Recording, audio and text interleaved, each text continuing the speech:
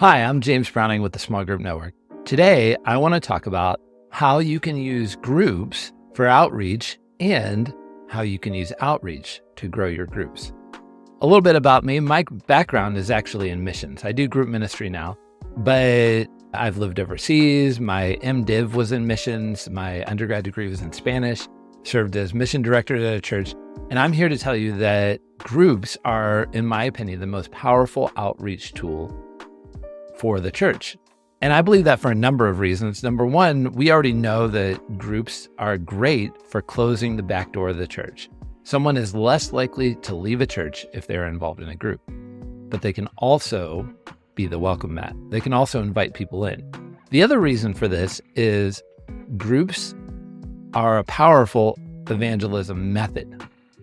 And I'm not going to go into this in this video, but I will say, if you look in the book of Acts, anytime there's a conversion, there are three methods used. Number one is preaching, Peter getting up and preaching and 3,000 people being saved.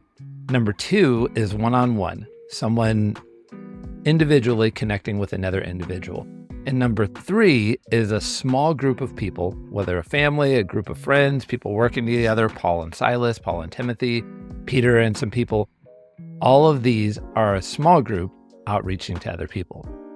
And guess what? The one-on-one method only happens twice in the book of Acts, and both times are supernatural events.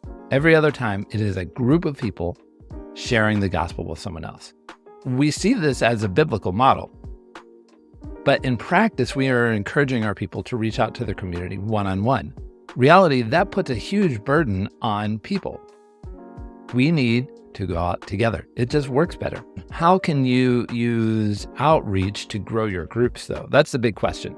The first and easy answer, and I'm going to give you 3 steps here. First and the easiest answer is go where people are looking.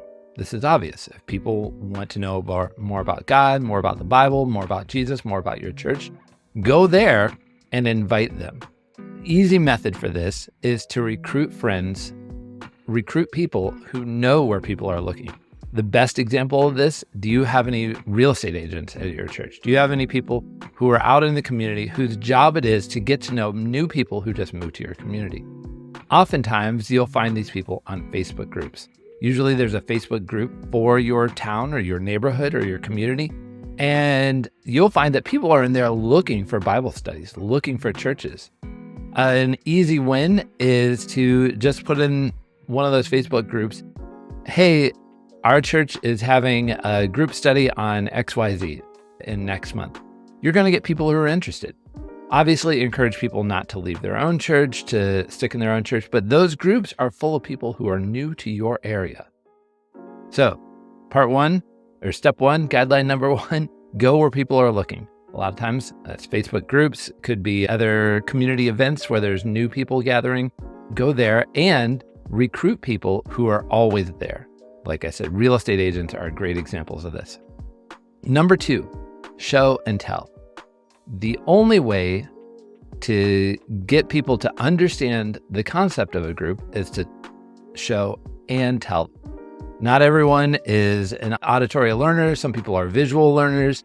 And number 1, that's why I'm doing this video. But number 2, it's very easy to post online pictures of a small group.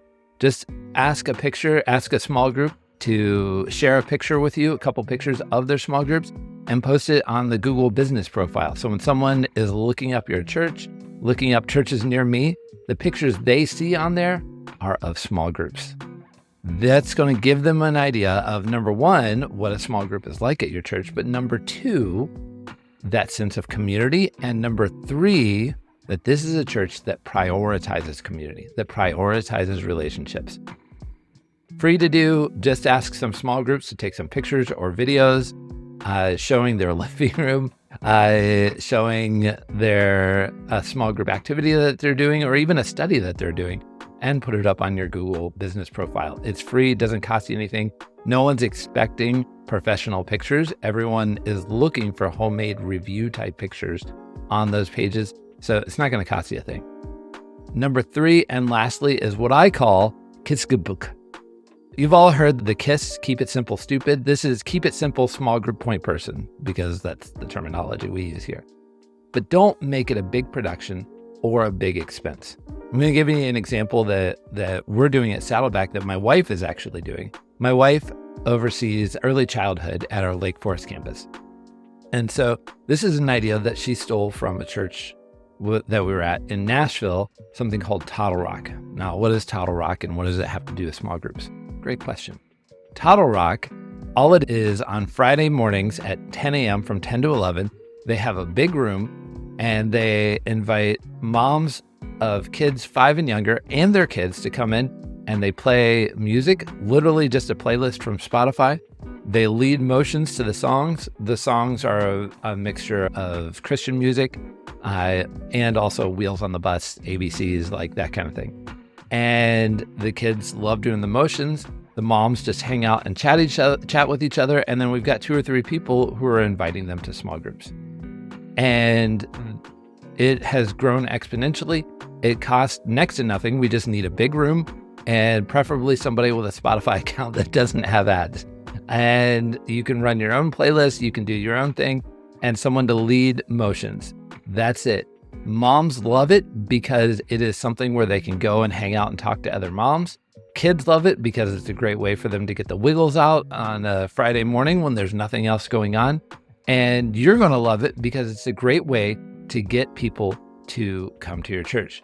And all 3 of these things have the added benefit of being very shareable.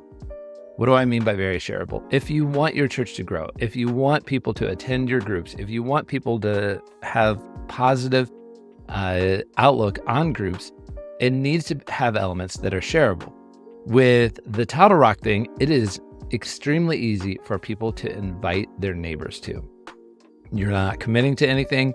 It's Christian, but not overly Christian. You don't have to have any kind of like knowledge of the church or Bible or anything like that. You just show up and you sing Wheels on the Bus and Jesus Loves Me, and your kids dance around. And as a mom, you're not even expected to sing. You're just expected to hang out with other moms. So we have, I would say at this point, about 30% of our attendees on Friday mornings have never been to a church, have never been to Saddleback prior to this event now. And so this is a direct pipeline into our groups, into especially newer groups like Alpha, if you're running Alpha at your church, or Rooted or something like that.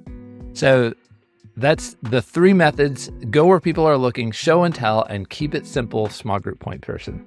And if you have any other guidelines or any other rules or suggestions, leave them in the comments. We can't wait to hear them and try them out at our church.